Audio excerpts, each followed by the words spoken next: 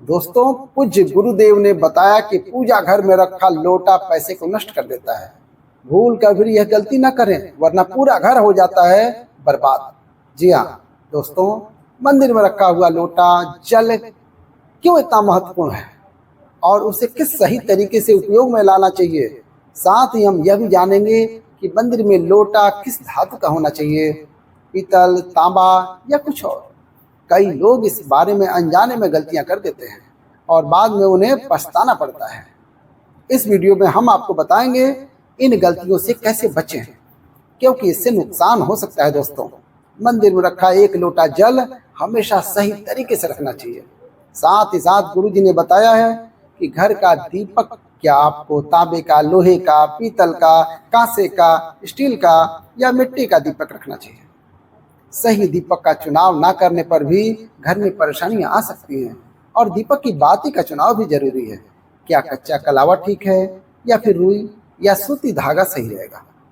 इन छोटी छोटी बातों को अनदेखा करने से पितृदोष, शनि दोष, काल सर्प दोष या गरीबी जैसी समस्याएं हो सकती हैं। दोस्तों, यदि आप इस वीडियो को बीच में छोड़ने का सोच रहे हैं तो आप अभी छोड़ सकते हैं, लेकिन कृपया ध्यान रखें, अगर आप लक्ष्मी माता का अपमान करते हैं तो यह आपके लिए शुभ नहीं होगा।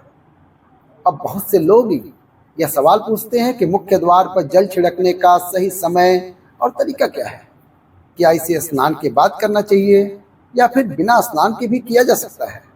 क्या झाड़ू लगाने से पहले जल छिड़कना चाहिए या बाद में। एक और सवाल है जो अक्सर पूछा जाता है, वह है क्या पीरियड्स के दौरान मुख्य द्वार पर जल छिड़क सकते हैं या दीपदान कर सकते हैं।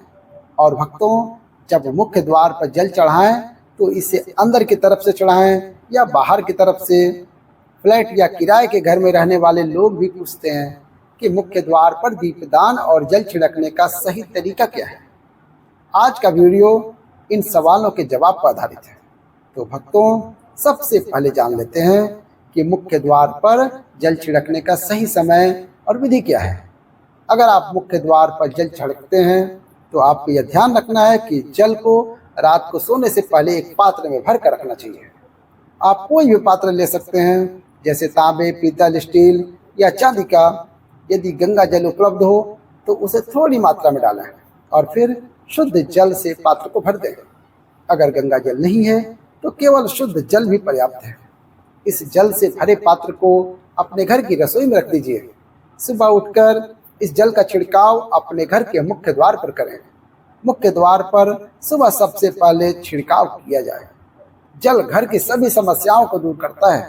प्रिय भक्तों, यदि आप नकारात्मक ऊर्जा, मानसिक परेशानी, आर्थिक तंगी या वास्तु दोष से परेशान हैं तो यह उपाय आपके लिए मदद करेगा।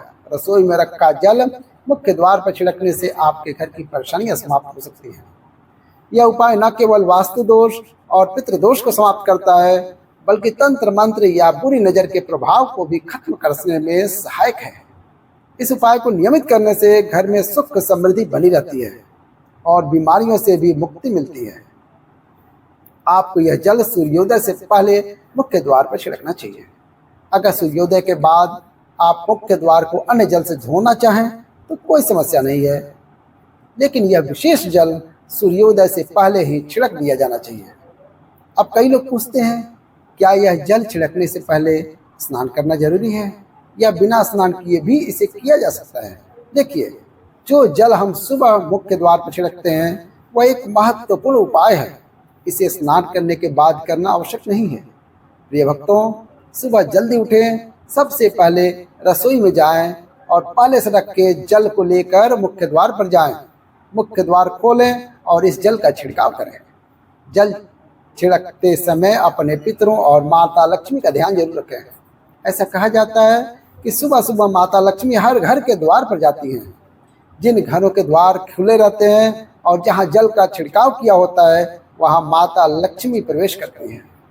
जल छिड़कते समय अपने मन में माता लक्ष्मी से प्रार्थना करें, हे माँ लक्ष्मी, कृपया मेरे घर में प्रवेश करें, मैं आपका स्वागत करने के लिए तैयार हूँ। इसके बाद पितरों का ध्यान करके भक्तों, क्योंकि घर की दहलीज को पितरों का वास स्थान माना जाता है, जब आप दहलीज पर जल छिड़कते हैं तो पितृ प्रसन्न होते हैं और उनका आशीर्वाद आपको मिलता है। स्नान करने की आवश्यकता नहीं है, आप बिना स्नान किए भी यह कार्य कर सकते हैं। अब आपके अगले प्रश्न की बात करते हैं, क्या जल का छिड़काव झाड़ू लगाने के बाद करना चाहिए या पहले? इसका उत्तर यह है कि सुबह उठने के बाद सबसे पहला कार्य जल का छिड़काव करना चाहिए। इसके बाद आप झाड़ू लगा सकते हैं।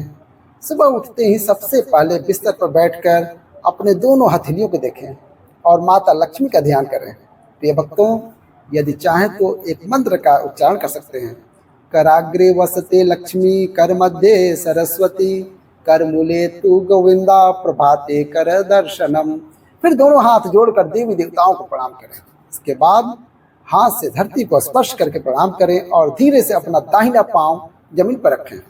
फिर रसोई में जाकर जल लें और मुख्य द्वार पर जल छिड़क दें। जल छिड़कते समय माता लक्ष्मी और भगवान विष्णु का ध्यान अवश्य करें। भक्तों, उसके बाद आप अपने घर के अंदर आकर अपनी दिनचर्या जैसी झाड़ू लगाना, स्नान करना आदि कर सकते हैं। अब कुछ लोगों का यह सवाल होता है, क्या जल छिड़कने के बाद मुख्य द्वार की सफाई की जा सकती है? तो हाँ, आप ऐसा कर सकते हैं। पहले रसोई घर में रखा जल मुख्य द्वार पर छिड़क दें। इसके बाद अतिरिक्त पानी लेकर मुख्य द्वार की अच्छे से सफाई झाड़ू या पानी से कर सकते हैं। कुछ लोग पूछते हैं कि अगर फ्लैट या किराए के कमरे में रहते हैं तो जल का छिड़काव और दीपदान कहाँ करें? तो इसका उत्तर यह है कि आप जहाँ रहते हैं प्रिय भक्तों, वहाँ के गेट को ही अपना मुख्य द्वार माने। मतलब आप जिस दरवाजे पर आपका नाम लिखा हो या नेम प्लेट लगा हो, वहीं पर जल छिड़कना है और दीपदान करें। अगर आपके पास एक ही कमरा है तो कमरे के दरवाजे को मुख्य द्वार मान लें और वहीं पर यह उपाय करें। अब अगला सवाल है, क्या पीरियड्स के दौरान मुख्य द्वार पर जल छिड़का जा सकता है और दीपदान किया जा सकता है? जल छिड़कने के लिए पीरियड्स का कोई असर नहीं होता है। आप जल छिड़क सकते हैं, लेकिन दीपदान कार्मिक पूजा में आता है। भक्तों, बिना शुद्धता के नहीं किया जा सकता है इसे। इसका मतलब यह है कि पीरियड समाप्त होने के बाद ही दीपदान करें। इसके अलावा कुछ लोग पूछते हैं कि मंदिर में जल रखना जरूरी है या नहीं, और रखा हुआ जल क्या करना चाहिए। तो शास्त्रों के अनुसार घर के मंदिर में 1 लोटा जल रखना बहुत जरूरी है। जल ऊर्जा को संचित करता है। जब आप पूजा करते हैं, मंत्र जपते हैं या भगवान से प्रार्थना करते हैं तो इन सभी की ऊर्जा उस जल में समाहित हो जाती है। यही कारण है कि मंदिर में जल रखना आवश्यक है। प्रिय भक्तों, सुबह की पूजा के दौरान 1 लोटा जल मंदिर में रखें और दीपक जलाएं। यह अग्नि और जल के संतुलन का प्रतीक है। पूजा के बाद इस जल का उपयोग शुभ कार्यों में करें, जैसे पौधों में डालना या घर में छिड़काव करना। यह सकारात्मक ऊर्जा को बढ़ाता है। सुबह की पूजा के समय हम मंदिर में जल रखते हैं। अगली सुबह जब आप पूजा करने जाते हैं तो सबसे पहले उस जल का उपयोग करें। आप पूरे घर में उस जल का छिड़काव कर सकते हैं। यह जल आपके घर को शुद्ध करता है, क्योंकि यह सकारात्मक ऊर्जा से भरा होता है। इससे कई बीमारियां भी दूर हो जाती हैं और घर में नकारात्मक ऊर्जा का प्रवेश नहीं होता है। भक्तों, अगर आप नियमित रूप से इस जल का छिड़काव करते हैं तो आपके घर की समस्याएं धीरे धीरे खत्म हो जाती हैं। कभी कभी लोग यह शिकायत करते हैं कि दवाइयां असर नहीं करती हैं। ऐसे में अगर दवाइयों के साथ साथ रोगी को इस जल का पानी दिया जाए तो दवाइयां जल्दी असर करती हैं। इसी तरह अगर परिवार में कलह या झगड़े होते हैं तो परिवार के सभी सदस्यों को इस जल को थोड़ा थोड़ा पी सकते हैं। इससे धीरे धीरे सकारात्मक विचारों का प्रवाह शुरू हो जाता है और घर में शांति और समन्वय आता है। प्रिय भक्तों, अगर आपका कोई व्यापार है या दुकान है तो इस जल का थोड़ा सा छिड़काव वहाँ भी करें। यह आपके व्यापार को सफल बनाता है और किसी भी तरह की परेशानी से बचाता है, क्योंकि यह जल बेहद सकारात्मक ऊर्जा से भरा होता है। अब हम बात करते हैं कि घर के बाहर और अंदर दीपक जलाने के क्या फायदे हैं। खासकर घर के बाहर दीपक जलाने से जो 5 बड़े फायदे होते हैं वह आपको चौंका सकते हैं। भगवान की पूजा में दीपक जलाने का महत्व तो सभी जानते हैं। प्रिय भक्तों, हिंदू धर्म में देशी घी या सरसों के तेल का दीपक जलाना बेहद शुभ माना जाता है तथा तिल के तेल का दीपक भी जलाया जाता है। लेकिन भगवान के सामने दीपक जलाना पूजा का एक तरीका नहीं है, बल्कि घर के अंदर और बाहर दीपक जलाने से कई लाभ मिलते हैं। दीपक जलाने से न केवल सकारात्मक ऊर्जा उत्पन्न होती है, बल्कि 5 बड़े फायदे मिलते हैं। तो आइए जानते हैं, लेकिन उससे पहले भक्तों, वीडियो को एक प्यारा सा लाइक जरूर करें और चैनल को सब्सक्राइब करें और कमेंट बॉक्स में ओम नमः शिवाय या हर हर महादेव जरूर लिखेंगे, ताकि महादेव का आशीर्वाद आपको भी प्राप्त हो सके। तो चलिए प्रिय भक्तों, इस वीडियो में हम ज़्यादा देर न करते हुए वीडियो को आगे बढ़ाते हैं। नंबर 1, पृथ्वी से अंधकार दूर होता है। घर में दीपक जलाने से न केवल घर का अंधकार दूर होता है, बल्कि यह नकारात्मक ऊर्जा को भी घर से बाहर कर देता है। जहाँ दीपक जलता है वहाँ सकारात्मक ऊर्जा का वास होता है। स्वाभाविक है, जहाँ सकारात्मक ऊर्जा होगी वहाँ भगवान का भी वास होगा। इसलिए भक्तों, शाम होने से पहले दीपक जलाना शुभ माना जाता है।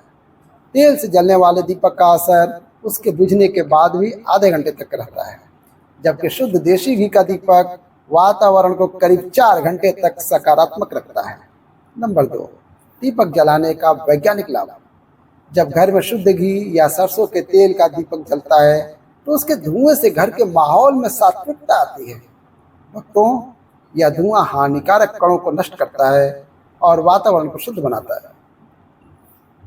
सुख समृद्धि का वास करता है।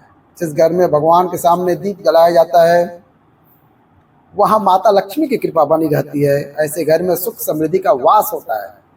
दीपक को पूर्व दिशा में रखने से व्यक्ति दीर्घायु होता है और उत्तर दिशा में रखने से धन संपन्नता बढ़ती है। दीपक न केवल घर के अंधकार को दूर करता है भक्तों, बल्कि हमारे जीवन को भी प्रकाश की ओर ले जाता है। नंबर 4, बीमारियों को दूर भगाने में मदद। घर में दीपक जलाने से बीमारियां आसपास नहीं भटकती। परिवार के सभी सदस्यों को स्वास्थ्य लाभ मिलता है। खासकर अगर दीपक के साथ एक लौंग भी जला दी जाए तो इसका असर दोगुना हो जाता है। यह त्वचा संबंधी बीमारियों को दूर करने में मदद करता है। नंबर 5, शुभ शक्तियों को आकर्षित करना। सनातन धर्म के अनुसार जिस घर में सुबह शाम दीपक जलाया जाता है वहाँ कभी अंधकार नहीं होता है। ये भक्तों, ऐसा घर शुभ शक्तियों को आकर्षित करता है। जलता हुआ दीपक शुभ शक्तियों को चुंबक की तरफ खींचता है, जो घर के लिए अत्यंत लाभकारी होता है। अब मंदिर में जल क्यों रखा जाता है? जल को अमृत माना जाता है और यह देवी देवताओं के लिए विशेष महत्व रखता है। भक्तों, मंदिर में 1 लोटा जल रखना उतना ही आवश्यक है जितना आप रोजाना भोजन करते हैं। जब हम भगवान की पूजा करते हैं तो तांबे या पीतल के पात्र में 1 लोटा जल जरूर रखते हैं। यह जल एक हमारे जीवन के दुखों को समाप्त करने में मदद करता है। यदि कोई व्यक्ति भगवान को रोजाना भोजन नहीं करा सकता तो वह मंदिर में 1 लोटा जल रख सकता है। इससे उसकी पूजा पूरी हो जाती है, ताकि भगवान इसे ग्रहण करें और यह जल रूपी प्रसाद अगले दिन सुबह आप प्रसाद समझकर ग्रहण कर सकते हैं। ये भक्तों, लेकिन याद रखें, मंदिर में रखा जल कभी भी तुलसी में अर्पित नहीं करें, क्योंकि यह जल सभी देवी देवता ग्रहण करते हैं। हाँ, अगर आपके घर में लड्डू गोपाल या राधा कृष्ण हैं और आप 1 लोटा जल उनके लिए अर्पित करते हैं तो आप अगले दिन यानी सुबह के समय वह जल तुलसी में चढ़ा सकते हैं। मंदिर में रखा जल अगले दिन यानी सुबह अपनी आंखों को धोने के लिए प्रयोग करें। इससे आंखों की रोशनी बढ़ती है और आंखों की बीमारियां दूर होती हैं। भक्तों, शास्त्रों के अनुसार जो लोग मंदिर में 1 लोटा जल भरकर नहीं रखते हैं उनके घर में अकाल पड़ जाता है, घर की स्थिति खराब हो जाती है, परिवार में मुसीबतें आ जाती हैं और गरीबी का सामना करना पड़ता है। आप चाहें तो 1 लोटा जल में फूल आदि डालकर रख सकते हैं, जो बहुत शुभ माना जाता है। मंदिर में रखा जल का एक और उपयोग यह है, इसे घर की रसोई में, खाना बनाने में या पीने में भी प्रयोग कर सकते हैं। लेकिन यह जल तभी इस्तेमाल करें जब आपके घर में सात्विक भोजन बनता हो। अगर लहसुन या प्याज का इस्तेमाल होता हो तो इस जल का प्रयोग खाना बनाने में न करें। प्रिय भक्तों, इस जल को परिवार के सभी सदस्य थोड़ी थोड़ी मात्रा में पी सकते हैं और बचा हुआ जल आप घर के पौधों में डाल सकते हैं। यह जल व्यर्थ नहीं होता, इसके बहुत सारे उपयोग होते हैं। अगर हम सही तरीके से इसका प्रयोग करें तो यह हमारे जीवन की परेशानियों को सुलझा सकता है। मंत्रों से अभिमंत्रित जल बहुत शक्तिशाली होता है और हमारे घर के मंदिर में रखा जल देवताओं का आशीर्वाद होता है। भक्तों, क्योंकि वह जल हमेशा देवता के पास रहता है, उस जल में सभी सकारात्मक शक्तियां समाहित होती हैं। अगर हम इसका सही प्रयोग करें तो यह हमारे जीवन में सकारात्मक परिवर्तन ला सकता है। मतलब कि आप जल को पीने में, खाना बनाने में, घर में छिड़काव करने में इस्तेमाल करते हैं तो इससे हमारी समस्याओं का समाधान होता है। और अगर कोई भी कार्य नियमित तौर पर किया जाता है तो हमें उसका लाभ जरूर मिलता है। कभी कभी करेंगे तो उतना लाभ दिखाई नहीं पड़ेगा, लेकिन अगर आप नियम बना लें कि हर रोज उसी जल से घर में छिड़काव करना है, घर के हर व्यक्ति को थोड़ा थोड़ा पीने के लिए देना है, बचा हुआ जल पौधों में डालना है, दुकान पर छिड़काव करना है या व्यापारिक स्थल पर छिड़काव करना है, बच्चों की किताबों या तिजोरियों में छिड़काव करना है, तो आपको निश्चित ही चमत्कार देखने को मिलेगा। भक्तों, इसी तरह से जो रसोई घर में रखा हुआ जल होता है उसका छिड़काव आप अपने घर के मुख्य द्वार पर करें तो इसका लाभ बहुत जल्दी दिखाई होता है। लेकिन इससे अपने रूटीन में शामिल करना होगा और प्रतिदिन नियम से यह कार्य करना होगा, तभी आपको लाभ मिलेगा। कई लोगों के सवाल होते हैं कि मंदिर में रखा जल जब हम अगले दिन उठाते हैं तो उसमें कभी कभी कीड़े मकोड़े पड़ जाते हैं, तो क्या हम उसे ढक सकते हैं? जी हाँ, आप उसे पूजा के बाद किसी प्लेट या कटोरी से ढक सकते हैं। जब आप अगले दिन उस जल को उठाएंगे तो वह बिल्कुल शुद्ध और साफ सुथरा होगा। भक्तों, आप इस जल का प्रयोग किसी भी कार्य में कर सकते हैं। जब भी आप घर के मुख्य द्वार पर जल छिड़काव करें तो गणेश जी का मंत्र ओम गणपतये नमः जरूर बोलें और जो हमने वीडियो में बताया है उसे ध्यान से समझकर अपने घर के मुख्य द्वार पर जल का छिड़काव करें। अब जानते हैं कि दीपक किस पदार्थ का होना चाहिए। लोहे का, तांबे का, पीतल का, कांसे का, स्टील का या मिट्टी का। आखिर घर में कौन सा दीपक रखना शुभ माना जाता है? अगर गलती से भी घर में गलत पदार्थ का दीपक रखा जाता है तो पूरा घर अस्त व्यस्त हो जाएगा, कंगाल हो जाएगा और बर्बाद हो जाएगा। देखिए, स्टील के दीपक में पूजा करने से घर में शनि को नाराज किया जाता है। प्रिय भक्तों, लोहे के दीपक से पूजा नहीं करनी चाहिए क्योंकि इससे घर में गरीबी आ जाती है। बाजार में लुभाने के लिए कांच के दीपक भी आ गए हैं, लेकिन बिल्कुल भी गलती से भी घर में कांच का दीपक ना लाएं, नहीं तो राहु केतु आपके घर में आ सकते हैं और घर बर्बाद हो सकता है। कांच का दीपक शनि और राहु को नाराज करता है। तांबे का, पीतल का और मिट्टी का दीपक धन की देवी माता लक्ष्मी को आकर्षित करता है। भक्तों, घर में कोई भी प्रकार का दीपक लाना सही नहीं माना जाता। पीतल और मिट्टी के दीपक को शुभ और मंगलकारी माना जाता है क्योंकि यह शनि और राहु केतु को प्रसन्न करता है, साथ ही मंगल ग्रह का भी असर कम करता है। कच्चा कलावा और रुई से जलने वाला दीपक सर्वोत्तम होता है। जो लोग सूती धागे से हाथ में बांधने वाली बातें तैयार करते हैं उनके घर में समस्याएं और गरीबी आ सकती है। रुई और कच्चा कलावा का दीपक ही शुभ माना जाता है। अब जानते हैं मंदिर में घंटी क्यों बजाई जाती है। भगवान शंकर के मंदिर में घंटी बजाने का उद्देश्य क्या है? ताली क्यों बजाई जाती है? प्रिय भक्तों, शास्त्रों के अनुसार जब भी आप मंदिर में या घर में घंटी बजाते हैं तो शिव महापुराण, लिंग पुराण और विष्णु पुराण में कहा गया है कि घंटी का नाद करते हैं जितने तीर्थ हैं, साधक जो साधना कर रहे हैं, जप और तप हो रहे हैं, जितने दान किए जा रहे हैं, उन सभी का पुण्य फल उस समय आपके खाते में जमा हो जाता है। अब मंदिर में ताली बजाने का महत्व भी समझिए। जब लोग भजन कर रहे होते हैं, साधना में होते हैं, अभिषेक कर रहे होते हैं या पूजा में व्यस्त रहते हैं तो 3 बार ताली बजाने से उनका पूरा पुण्य हमारे खाते में आ जाता है, जिससे हमारा भाग्य उज्जवल हो जाता है। भक्तों, एक महत्वपूर्ण बात यह है कि घर में गरुड़ घंटी का नाद करना बेहद शुभ माना जाता है, मगर बच्चों को खेल के तौर पर घंटी नहीं दी जाती क्योंकि घंटी का नाद करते समय सभी का पुण्य हमारे खाते में आ जाता है। इसलिए घंटी का नाद एवं पूजा भजन के समय ही करना चाहिए। इससे खेल खिलौने के रूप में ना करें। मंदिर में घंटी बजाने का तरीका भी महत्वपूर्ण है। यह हमेशा प्रेम और श्रद्धा से बजानी चाहिए, ना कि जोर जोर से, कई बार लोग मंदिर का पट बंद होने के बाद भी घंटी बजा देते हैं, जिससे पाप लगता है। ये भक्तों, अगर भगवान मंदिर में विश्राम कर रहे हैं तो उस समय घंटी बजाना घोर पाप माना जाता है। मंदिर बंद होने पर घंटी को रस्सी से बांध दिया जाता है ताकि वह न बजे। घंटी बजाने का सबसे शुभ समय सुबह 4 से 11 होता है भक्तों, क्योंकि यह समय अत्यंत मंगलकारी होता है। इसके अलावा शाम 6 बजे से रात 11 बजे से पहले घंटी बजाई जा सकती है। रात 12 बजे के बाद मंदिर के पट बंद कर दिए जाते हैं और देवी देवता विश्राम करते हैं। उस समय घंटी बजाना पुण्य के बजाय पाप का कारण बन सकता है। ये भक्तों, आपको यह वीडियो कैसा लगा हमें कमेंट में जरूर बताएं।